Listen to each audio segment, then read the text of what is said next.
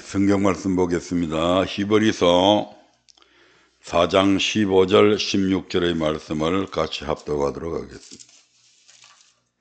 같이 읽겠습니다. 우리에게 있는 대제사장은 우리 연약함을 체휼하지 아니하는 자가 아니요 모든 일에 우리와 한결같이 시험을 받은 자로되 죄는 없으시니라. 그러므로 우리가 긍휼하심을 받고 때를 따라 돕는 은혜를 얻기 위하여 은혜의 보좌 앞에 담대히 나아갈 것이니라. 아멘. 오늘 우리에게 주신 말씀을 통해서 함께 은혜 나눌 말씀의 제목은 긍휼과 돕는 은혜를 얻기 위하여 입니다. 말씀을 통해 많은 은혜 받으시길 바랍니다. 애굽에서 광야교회에서 가나안으로 하나님의 백성의 지도자로 세움받은 모세가 백성을 이끌어감에 있어 얼마나 많은 고충과 애로사항이 있었는지 헤아리기 어렵습니다. 그 중에서 민수기 11장 4절부터 6절에 나오는 말씀을 먼저 읽어보도록 하겠습니다. 민수기 11장 4절부터 6절입니다. 이스라엘 중에 섞여 사는 무리가 탐욕을 품음에 이스라엘 자손도 다시 울며 가로되 누가 우리에게 고기를 주어 먹게 할꼬. 우리가 애굽에 있을 때에는 값없이 생선과 회와 수박과 부추와 파와 마늘들을 먹은 것이 생각나거늘 이제는 우리 정력이 쇠약하되 이 만나 외에는 보이는 것이 아무것도 없다 하니. 백성의 지도자가 되어서 자기 백성이 어려움을 겪게 되면 그 모든 잘못이 마치 자신에게 있는 것처럼 무한한 책임감을 느끼게 되는데, 그런 와중에 이스라엘 백성에게서 이와 같은 일들이 일어나고 말았습니다. 자유를 잃어버리고 애굽의 그 혹독한 치리하에서 온갖 수욕과 채찍과 심지어 자식의 대가 끊어질 위기 속에서 하나님의 전적인 은혜를 힘입어 구원받은 주의 백성들입니다.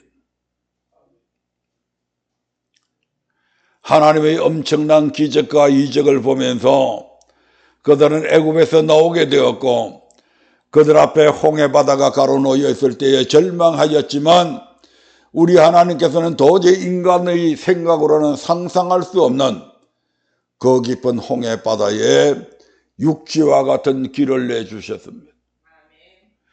그리고 그 길을 그들은 바삐 건넜고 그들을 죽이기 위해서 추격하는 애굽의 군대들은 결국 그 홍해바다 물속에 수장되고 말았습니다.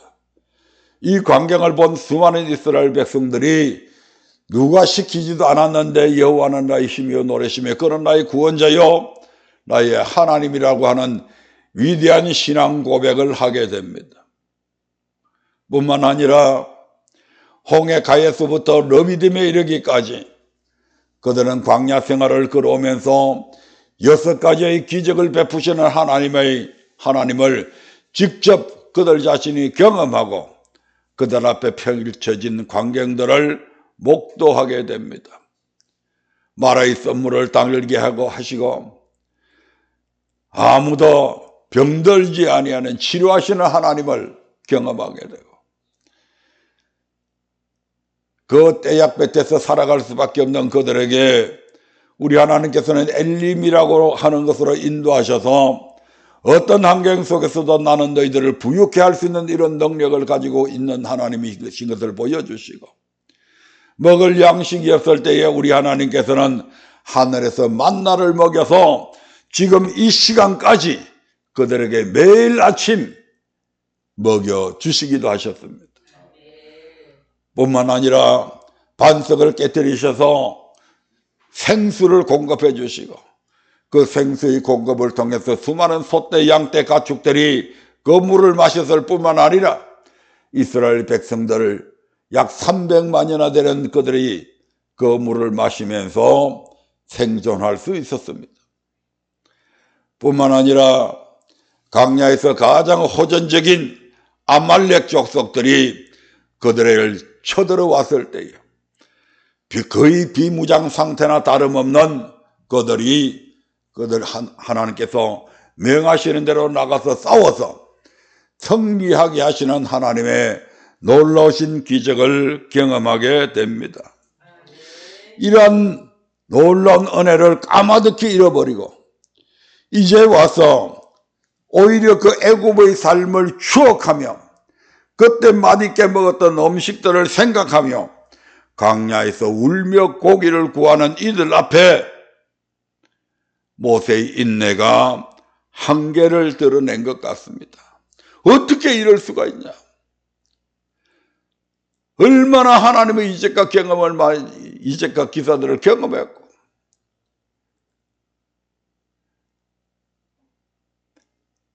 시내산에서 11개월 동안이나 하나님의 말씀을 가르쳤고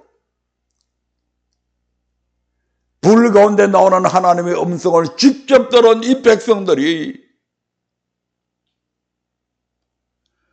어떻게 지금 교회 생활하면서 그 노예 생활하면서 자유를 잃어버린 그때에 노예들에게 주는 그 음식을 먹고 그것을 추억하며 오히려 그때가 좋았노라고 이게 희망이 있어 보이는 백성입니까? 이들의 미래가 어떻게 보입니까? 여러분의 생각에는 개망나니 같은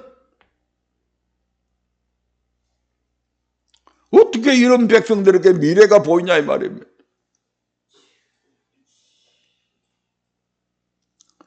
모세가 이러한 그들의 원망을 들으면서 얼마나 가슴이 답답하고 도대체 내가 이것들을 사람이라고 끌고 가야 되냐? 이러한 절망감에서 이러한 기도를 하나님 앞에 하게 되는 것을 보게 됩니다. 민수기 11장 10절부터 14절입니다. 백성의 온 가족들이 각기 장막문에서 우는 것을 모세가 들으니라. 이러므로 여호와의 진노가 심히 크고 모세도 기뻐하지 아니하여 여호와께 여짜오되 주께서 어찌하여 종을 괴롭게 하시나이까? 어찌하여 나로 주의 목전에 은혜를 잊게 아니하시고 이 모든 백성을 내게 맡기사 나로 그 짐을 지게 하시나이까? 이 모든 백성을 내가 잉태하였나이까? 내가 어찌 그들을 생산하였기에 주께서 나더러 양육하는 아비가 젖 먹는 아이를 품듯 그들을 품에 품고 주께서 그들의 열조에게 맹세하신 땅으로 가라 하시나이까? 이 모든 백성에게 줄 고기를 내가 어디서 얻으리이까? 그들이 나를 향하여 울며 가로되 우리에게 고기를 주어 먹게 하라 하온즉 책임이 심히 중하여 나 혼자는 이 모든 백성을 질 수 없나이다. 얼마나 답답했으면 모세가 이런 기도를 하겠냐 이 말입니다. 300만이나 되는 이 백성들에게 내가 무슨 수로 더군다나 이 광야에서 그들에게 무슨 고기를 주어서 먹게 할 수 있겠냐.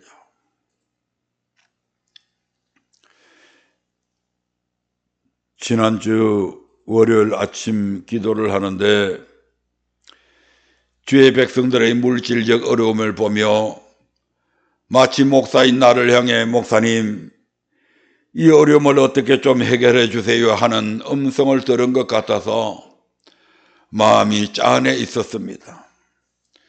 문득 모세의 처지가 어쩜 나의 처지와 똑같을까? 아니 나 같은 것이 어찌 저 위대한 선지자에 비할 수 있겠습니까마는 이때의 모세의 심정이 이러했겠다 싶은 생각이 들더라고요. 마치 성도들의 어려움이 목사인 나의 무능 때문인 것 같고 더 많이 기도하지 않아서인 것 같고 목사인 내가 하나님의 은혜를 힘입지 못해서인 것 같아서 너무 마음이 무거웠습니다.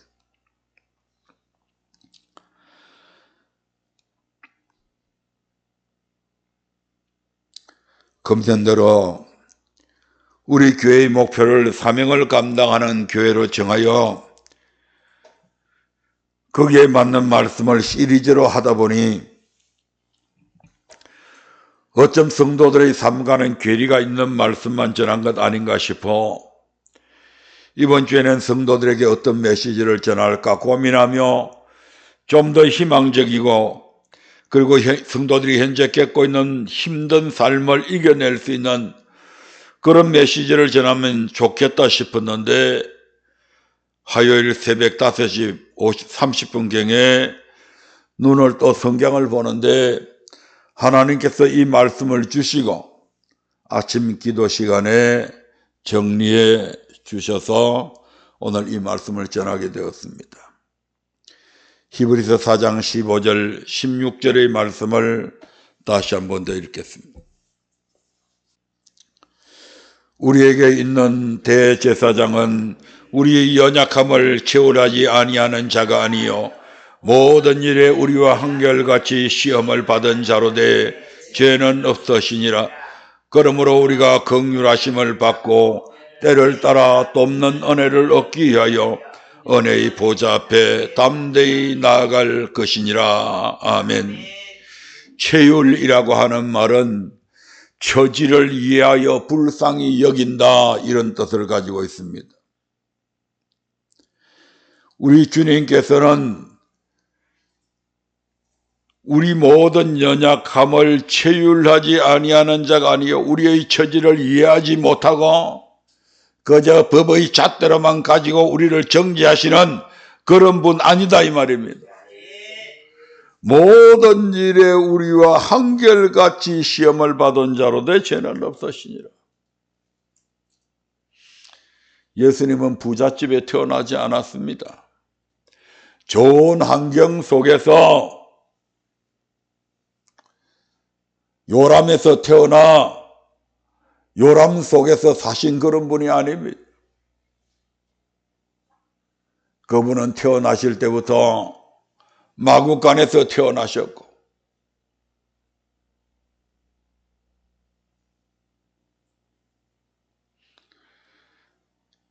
당시에 헤롯 왕이 죽이려고 하는 바람에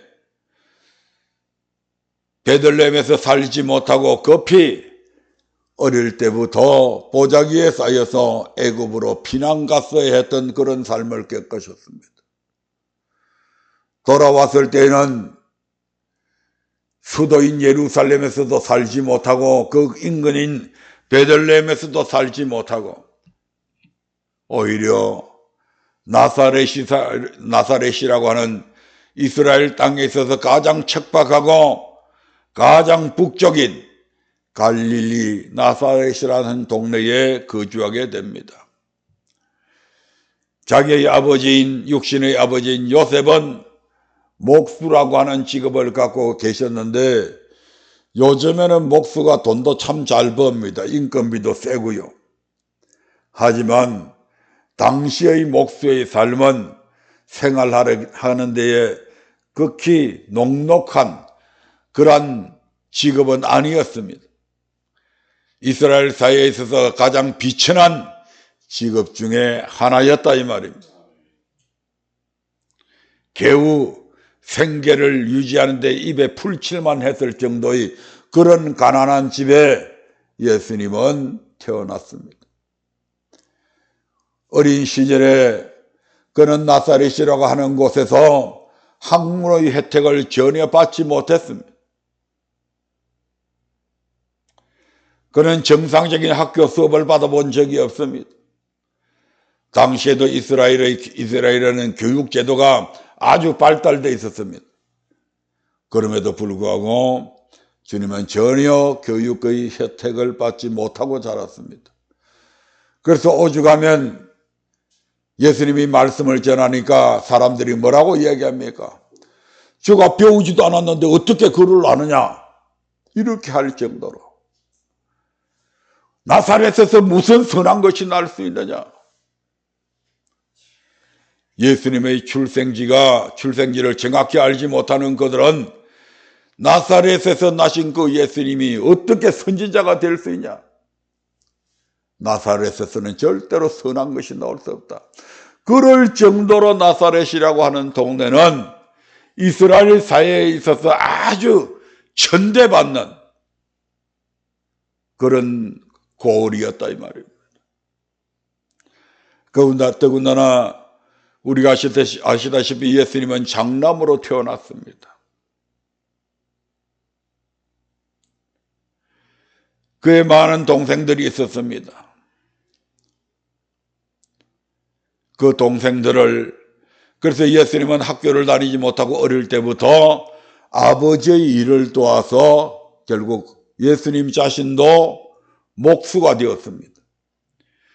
그래서 30살이 될 때까지 그 모든 동생들의 뒷바라지를 예수님께서 해오셨다 이 말입니다. 그러면서 거기에 얼마나 많은 애안들이 있었겠습니까? 거기에 많은 어려움이 왜 없었겠습니까? 그래서 어떻다는 얘기입니까? 지금은 대제사장이셔서 하늘나라의 하나님의 우편에서 대제사장이신 그분이 우리의 연약함을 당신 자신이 직접 경험했기 때문에 경험하셨다 이 말입니다.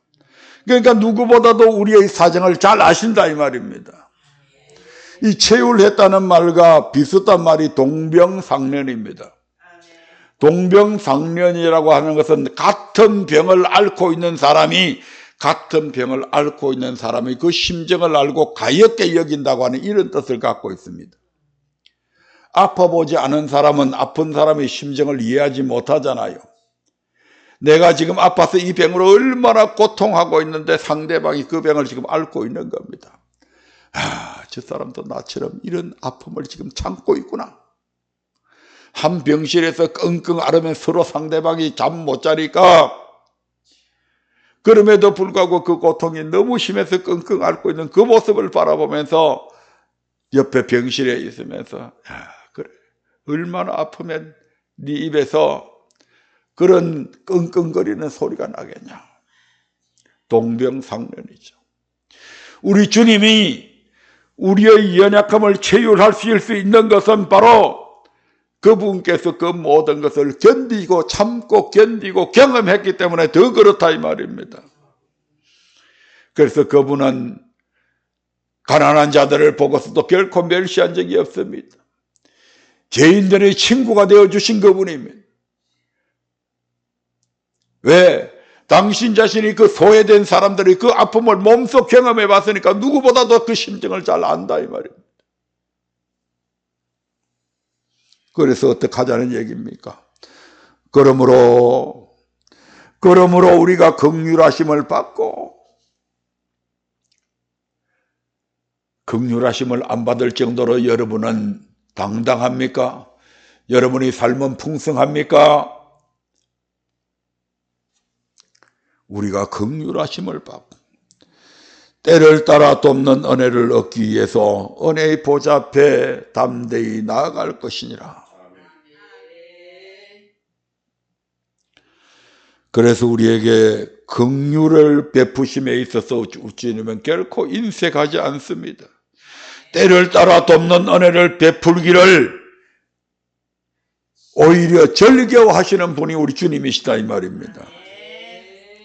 우리 주님이 얼마나 은혜로우신지 성경은 이렇게 기록하고 있습니다. 출애굽기 34장 6절입니다. 이것은 모세가 직접 경험하며 보고 들은 것을 그대로 기록한 것입니다.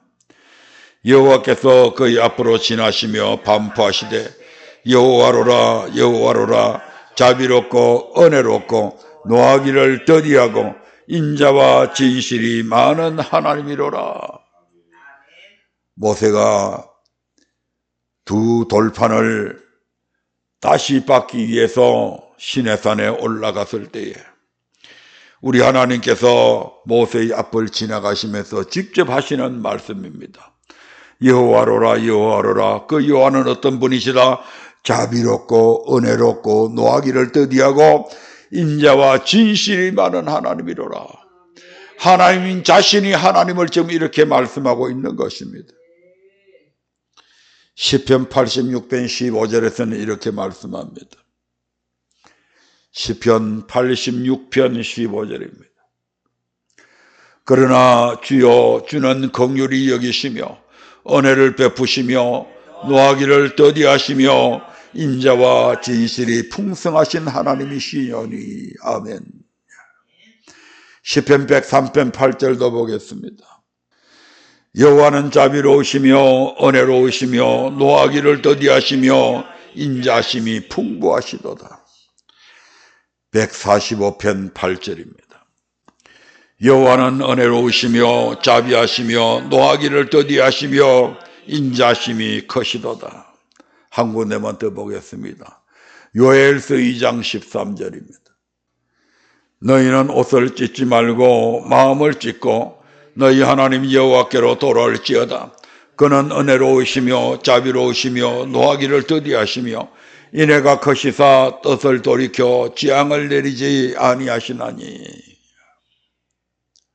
우리가 어떤 잘못을 저지렀다 할지라도 우리 주님 앞으로 나아가기만 하면 우리 주님은 그 죄 때문에 우리를 책하시거나 정죄하지 아니하시고 아비가 자식을 불쌍히 여김같이 누가복음 15장에 나오는 집 나간 탕자 아들을 기다리는 그 아버지의 심정으로 돌아올 때요,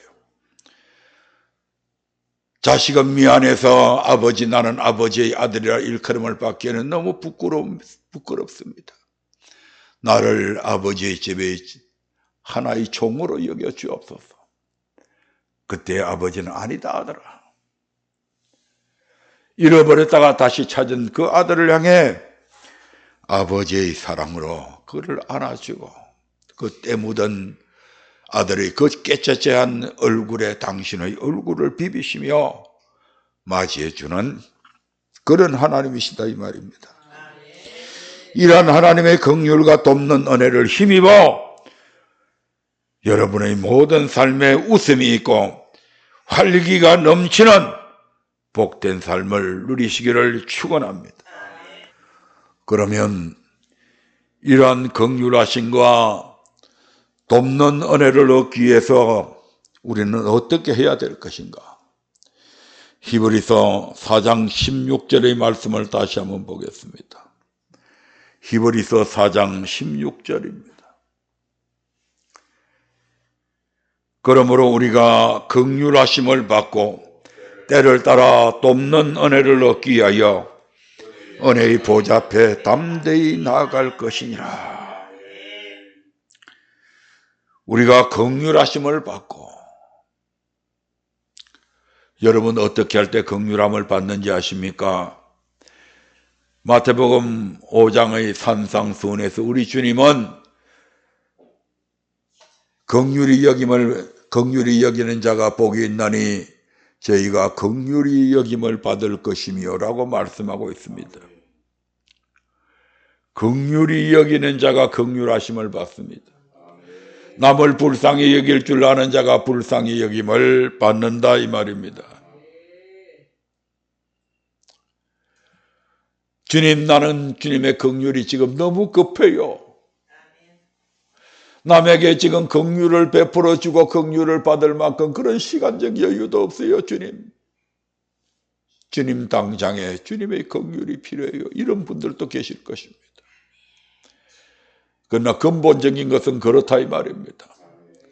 긍휼히 여길 때에 우리가 긍휼히 여김을 받는 것입니다. 사무엘상 24장에 보면 다윗과 사울의 이야기가 나옵니다. 자기를 죽이려고 하는 그 사울왕의 낯을 피해서 다윗은 일반인들이 살고 있는 그런 마을에 살 수가 없었습니다.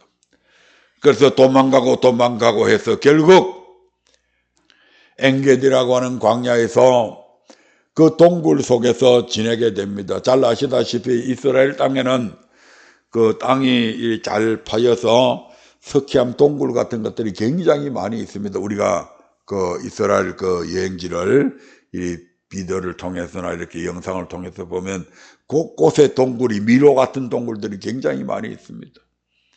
거기가 가장 피난하기에 좋기에 거기에 숨어 지냈습니다. 그런데 어떤 사람들이 고발을 해서 사울이 자신의 군사 3,000명을 이끌고 이 다윗을 죽이기 위해서 그곳에 오게 되죠. 그 수많은 동굴 가운데서 하필이면 이 사울이 다윗과 그의 부하들이 숨어있는 그 동굴에 들어오게 됩니다. 다윗을 추적해 오느라 너무 피곤했던지는 모르겠습니다만은 그곳에서 잠시 쉬고 있을 때예요. 다윗의 부하들은 다윗을 충동질했습니다. 왕이여, 저 원수를, 장군이여, 저 원수가 수많은 동굴 가운데서 하필이면 우리가 있는 이 동굴에 들어온 것은 하나님이 주신 기회입니다. 그렇지 않고서야 어떻게 우리가 있는 이 동굴에 지가 찾아 들어올 수가 있습니까? 당장에 죽입시다. 라고 하는 그러한 부하들의 그런 건의에도 불구하고 다윗은 하나님의 기름 부은 자를 치는 것은 죄가 된다. 사울은 어쨌거나 하나님께서 기름을 부어서 이스라엘의 왕으로 세우신 분이다. 그래서 살며시 가서 그 사울왕의 옷자락을 뺍니다. 얼마 후에 사울이 일어나서 굴 밖으로 나가는데 저만치 가는 사울에게 왕이여, 누가 내가 왕을 죽이려고 한다고 그런 말을 한 자들이 있습니까? 나는 왕을 죽이라는 생각이 전혀 없습니다. 내가 오늘 왕이 온 그 굴에 나와 내 부하들이 거기에 있었습니다. 여기 당신의 옷자락을 뺀 것이 그 증거물입니다. 이런 내가 왕을 죽이려 했다면 얼마든지 죽일 수 있었습니다. 그러나 나는 왕을 죽이지 않았습니다. 그러므로 내가 왕을 죽이려고 한다는 생각은 추워도 있을 수가 없는 일이고, 그런 말을 하는 자들은 오히려 왕과 나를 이간질시키려는 자들에 불과합니다.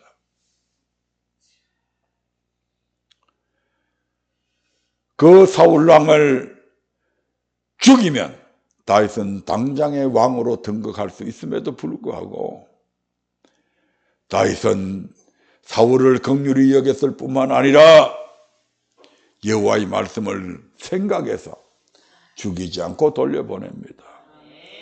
이렇게 보냄을 받았으면 좀 더 사람 같으면 생각할 줄 알 것 같은데, 사울은 다시 이제 그 자리가 더 이상 자신들의 피난처로 마땅치 않다 생각해서 또 다른 곳으로 옮기게 됩니다. 시방무지로 옮기게 됩니다. 그래서 사무엘상 26장에 보면 사울이 또 군사 3,000을 이끌고 다윗이 저 시방무지에 숨어 있었디다. 그러한 제보를 받고 또 다윗을 죽이기 위해서 그곳을 찾아옵니다.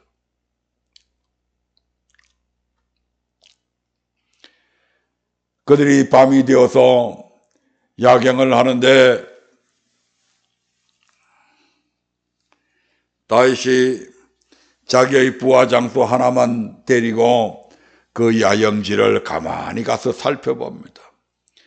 맨 가운데에 왕이 있고 그 옆에 아버넬이라고 하는 이스라엘의 총사령관이 있고 그 주변에 수많은 장수들이 있고 또 그 둘레에 몇 겹으로 해서 병정들이 누워 있는데 전부 다 보초 한 명도 없이 전부 다 잠에 골아 떨어져 누워 있는 겁니다.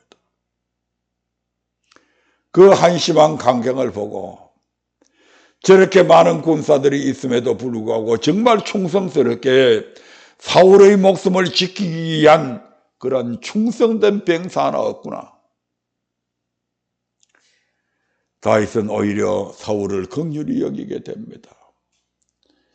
같이 따라갔던 자기의 사랑하는 부하 장수가 장군님, 하나님이 주신 절호의 기회입니다. 당신만 그냥 눈 감고 계십시오.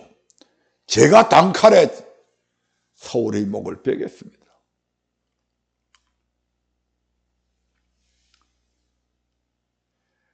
당신이 허락만 해 주십시오. 그때 사울이 여호와의 기름 부음 받은 종을 치는 것은 죄가 된다. 네가 그렇게 하면 네가 죄인이 되는 거 아니냐. 안 된다. 허락을 안 하십니다. 그리고 사울 왕의 머리맡에 있는 물병과 창을 가지고 옵니다. 그리고 저 위에 높은 산에 서서 아브네라 아브네라 그러면서 총사령관인 적장의 이름을 부릅니다. 네가 장군이 아니냐? 네가 내 주왕을 보호해야 될 자가 아니냐? 그런데 어떻게 보초 한 명도 없이 그렇게 전부 다 잠에 꼬라떨어져 그렇게 네 주왕을 보호하지 않을 수 있느냐? 네 주왕을 보호하는데 그렇게 무관심할 수 있냐? 오늘 내 왕을 뵐 수 있는 기회가 내게 있었지만 나는 뵈지 않았다. 여기 왕의 물병과 창이 있다 가져가라.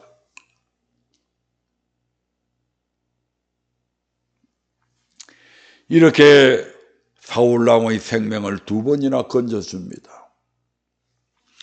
그런 다윗이 이스라엘의 왕이 되고 나이가 어느 정도 들었을 때에 그의 군사들이 전쟁터에 나가고 다윗은 할 일이 없어 낮잠을 자다가 일어나서 왕궁 위에 왕궁 지붕 위를 걷고 있는데 어느 여인이 목욕하는 것을 보게 됩니다. 거기에 다윗의 마음이 동해서 저 여인이 누군지 알아봐라 해가지고 부하들이 알려주는데 지금 일선은 전쟁터에 나가서 치열하게 자기를 위해서 싸우고 있는 우리야라고 하는 장수의 아내라고 하는 것을 알게 됩니다. 그 정도 되었으면 마음에 업욕이 일어나도 그걸 참고 거부할 수 있어야 되는데 다윗은 결국 그 업욕을 이기지 못하고 그 여인을 자기의 부하 장수의 아내를 데려오라 해가지고 결국 잠자리를 같이 하게 되고 그 여인이 그로 인해서 임신하게 되었을 때 그 임신한 사실을 숨기기 위해서 결국 우리아를 죽이게 됩니다. 간음과 살인 이것은 우리에게 주어진 제6계명과 제7계명에 해당됩니다. 마땅히 죽어야 됩니다. 그러나 다윗이 저 잘못을 나단 선지자로부터 책망을 받고 그때부터 하나님 앞에 엎드려서 얼마나 하나님 앞에 통에 자복하며 기도했는지 모릅니다. 마치 그 죄지은 다윗의 심정이 여름 가물의 마름같이 마치 떼약볕에서 하나님께서 그 크신 손을 가지고 쥐것이 눌러서 다윗의 속에 있는 모든 진액이 다 빠져나갈 정도로 저는 여름철에 개미 한 마리를 잡아다 놓고 내 오른손으로 쥐것이 눌러봤습니다. 조금 더 힘을 가하면 그 개미에게서 진액이 나옵니다. 그리고 죽게 되면 바짝 말라서 저 다른 개미들이 또 먹이로 사용하겠죠. 다윗의 심정이 죄지은 다윗의 심정이 그러했다 이 말입니다. 얼마나 그 죄로 인해서 고통을 받았는지 모릅니다. 다윗의 눈물이 침상을 띄울 정도로 그렇게 하나님 앞에 통해 자복했을 때 마땅히 죽을 수밖에 없는 사울보다도 더 흉악한 죄를 저질렀음에도 불구하고 다윗의 왕위는 피하지 않았습니다. 하나님께서 다윗을 용서해 주셨다 이 말입니다. 긍휼을 베푸는 자는 복이 있나니 저희가 긍휼히 여김을 받을 것이며 바로 그 말씀이 그대로 성취되어지는 장면입니다. 마태복음 18장 33절에는 이런 말씀이 있습니다. 마태복음 18장 33절입니다. 내가 너를 불쌍히 여긴 같이 너도 내 동간을 불쌍히 여김이 마땅치 아니하냐고. 하나님께서, 아니 부자가 가난뱅이 1만 달란트나 빚진 그 가난뱅이의 모습이 너무 불쌍해서 그가 갚겠다고 말했지만 갚을 수 있는 능력이 전혀 없음을 알고 그 처자식을 종으로 삼지도 아니하고 1만 달란트의 빚을 탕감해 줘버렸습니다. 왜요? 불쌍하다 이 말입니다. 불쌍하다고 하는 그 하나 때문에 탕감해 줘버립니다. 그런데 이 동간 하나는 자기한테 100데나리온 빚진 자를 만나서 그를 옥에 가두어 버렸다 이 말입니다. 그 소식을 들은 이 주인이, 야 이놈아, 내가 너를 불쌍히 여긴 같이 니도 네 동간을 불쌍히 여기는 것이 마땅치 아니하냐. 저놈을 옥에 가두어 버리라. 그 빚을 다 갚을 때까지 옥에 가두어라. 불쌍히 여기지 못하는 이 동간은 결국 영원히 감옥에서 헤어나지 못하는 그러한 처지에 놓이게 됩니다. 여러분, 저와 여러분들은 하나님의 긍휼하심이 절대적으로 필요한 존재들입니다. 그 긍휼하심을 받아야 된다 이 말입니다. 주님의 긍휼하심을 받아야 주님으로부터 많은 은혜를 얻을 수 있게 됩니다. 그러므로 우리가 긍휼하심을 받고 때를 따라 돕는 은혜를 얻기 위하여 때를 따라 돕는다. 우리 하나님께서는 우리를 때를 따라서 돕습니다. 가난할 때는 부유함으로 도우시고요, 약할 때는 강함으로 도우시고요, 병들 때는 건강함으로 도우시고요, 치료함으로 도우시고요, 환난 때에는 평안함으로 도우십니다. 때를 따라 돕는다. 여러분은 어떤 때를 맞이하고 있습니까? 여러분에게는 지금 무엇이 가장 필요합니까? 여러분의 힘으로 해결할 수 있어요? 여러분의 힘으로 잘 될 것 같아요? 자신감이 있어요? 그런데 우리 하나님은 도우겠다는 것입니다. 그래서 돕는 은혜를 얻기 위해요 이 말입니다. 때를 따라 돕는다.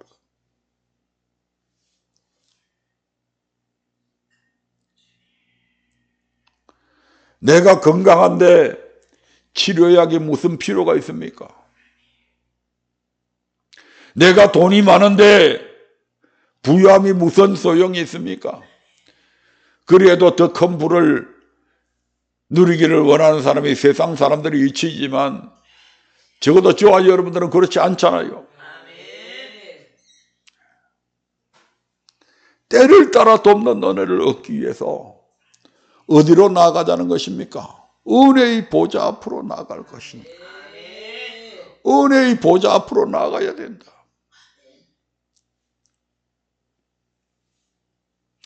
은혜의 보좌 앞에 나아가는데 어떻게 나아가라고요? 담대히 나아갈 것이니라 이렇게 말씀하잖아요. 담대하다고 하는 말은 배짱이 두둑하고 용감하게 이렇게 이 말입니다. 하나님 앞에 나아가는데 담대히 나아가라. 두둑한 배짱을 가지고 용감하게 하나님 앞에 나가서 믿음으로 당당하게 구해라 이 말입니다. 왜? 여러분에게는 그런 권리가 주어져 있잖아요. 아들이잖아요. 딸이잖아요. 그분의 자녀다 이 말입니다.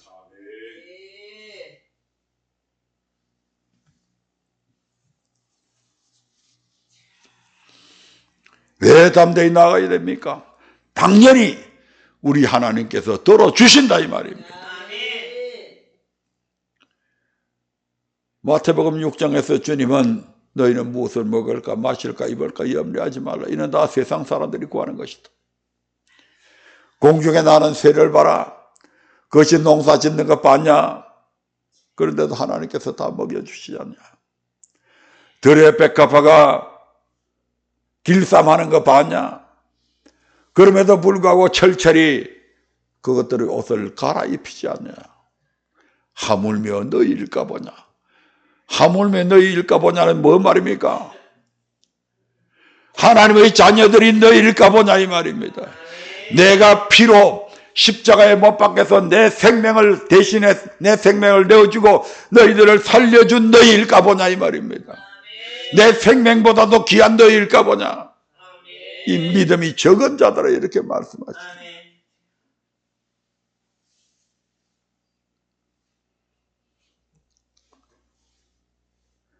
우리는 주님으로부터 불쌍히 여김을 받아야 됩니다.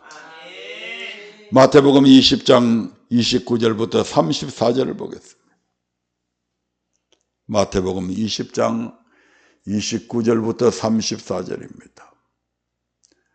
같이 읽어보겠습니다.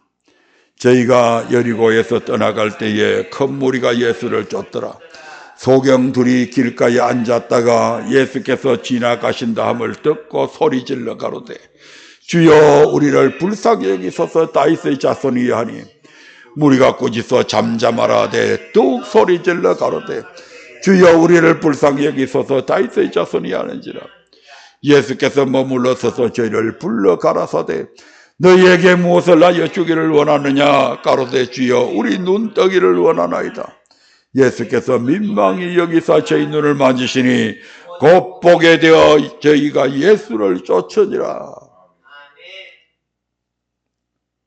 남을 불쌍히 여긴 적이 없습니까? 그 불쌍히 긍휼히 여기는 그 마음이 주님의 수준에 주님이 요구하시는 수준에 아직 도달하지 못한다고 생각되십니까? 그리 해도 상관없습니다. 주님 나중에 지금은 너무 급해요. 지금 당장 내가 눈을 떠야 돼요, 주님. 그러한 소경 둘이 길가에 앉아있다가 얘기는 들었겠죠. 아무개가 소경이었는데 눈을 떴대. 어떻게 예수라는 분이 있는데 그분이 눈에 진흙을 발라서 눈을 뜨게 했대. 그런 일도 있구나. 그럼 나도 희망이 있네. 나도 그 예수님만 만난다면 나도 눈을 뜰 수 있겠네. 어떤 중풍병자가 자리에 누워서 꼼짝도 못했는데 친구 4명이서 아무개집 지붕을 뚫고 따라 내렸는데 그곳에서 그 중풍병자가 자기가 가지고 온 그 침상을 들고 나갔대. 일어서서 당당히 걸어 나갔대. 어떻게 예수라는 분이 고쳐주셨대. 헬루증 앓는 여인이 있었는데 12년 동안이나 재산을 다 탕진하고 병원비로 다 치료비로 다 써버리고 그분이 예수님의 옷자락을 만졌대. 그리고선 그 12년 동안 그 앓던 그 헬루증병이 깨끗하게 나았대. 눈은 멀어도 귀는 밝잖아요. 풍문으로라도 들었다 이 말입니다. 나도 그 예수님 만나고 싶다. 나도 그 예수님 만나서 제발 좀 볼 수 있는 이 기적을 경험하고 싶다. 그러던 어느 날 예수님께서 그 여리고성을 지나가시게 됩니다. 소경들이 앉아서 넋두리를 하면서 탄식하면서 앉아있는데 지나가면서 사람들이 예수님이 저기 오신다, 예수님이 저기 오신다 하는 소리를 듣게 되는 겁니다. 에이? 예수님이 지나가신다고? 소경들이 합창을 하듯이 뭐 했다고요? 소리를 질렀다고요. 부러지졌다고요. 뭐라고요? 주야 우리를 불쌍히 여겨 주옵소서.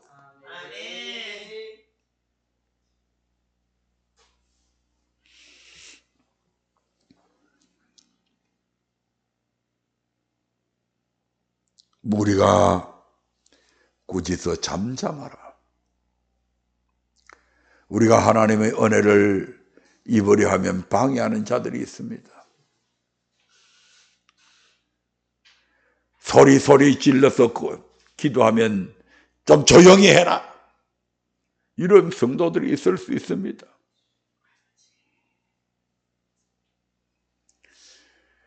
여러분의 집에서는 이런 기도 못 하잖아요. 고래고래 소리 지르면 요새 천간 소음 때문에 살인까지도 일어나는. 그런데 그런 방해에도 불구하고 저희가 어떻게 했다고요? 더욱 소리 질렀다. 더 크게 부르짖었다. 주여 우리를 불쌍히 여기소. 예수님이 그들을 민망히 여기시게 됩니다. 불쌍히 여겼다 이 말입니다. 내가 너희에게 무엇을 하여 주기를 원하느냐? 주님 눈 뜨기를 원합니다. 이 눈을 뜨는 것은 우리 어떤 의사도 할 수가 없습니다. 오직 주님만이 하실 수가 있잖아요. 네, 우리 눈 좀 뜨게 해주세요. 주님께서는 그들을 불쌍히 여기셔서 그들의 눈을 치료해서 보게 해주셨습니다. 이처럼 답은 이미 정해져 있다 이 말입니다. 여러분이 순종하느냐 순종하지 않느냐가 문제지 답은 정해져 있다 이 말입니다. 주님의 보좌 앞으로 나아가야 된다. 그분이 계신 곳으로 나아가야 된다 이 말입니다. 산에서 들에서 집에서 아니 성전에서 이 말입니다. 이곳이 은혜의 보좌다 이 말입니다. 보좌는 임금이 앉는 자리입니다. 이곳이 예수 왕이신 예수님이 앉아 계시는 자리다 이 말입니다. 이곳에 나와서 해라고 그러잖아요. 소경들이 예수님이 지나가실 때 그 예수님을 향해서 지금 얘기하잖아요.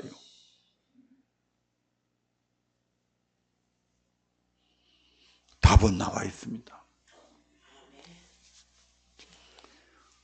문제는 우리가 그것을 믿고 순종하느냐 아니하는 데에 달려있다 이 말입니다. 시간 관계상 오늘은 여기까지 하겠습니다.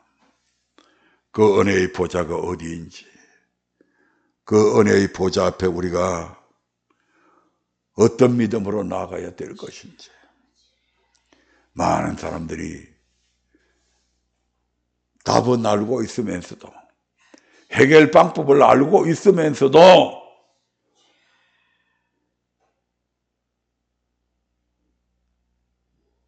고통당하고 있는 자리에 머물러 있다면 그보다 더 어리석은 것이 없겠지요. 그런데 그 어리석음이 바로 저와 여러분에게 있다 이 말입니다. 기도하겠습니다.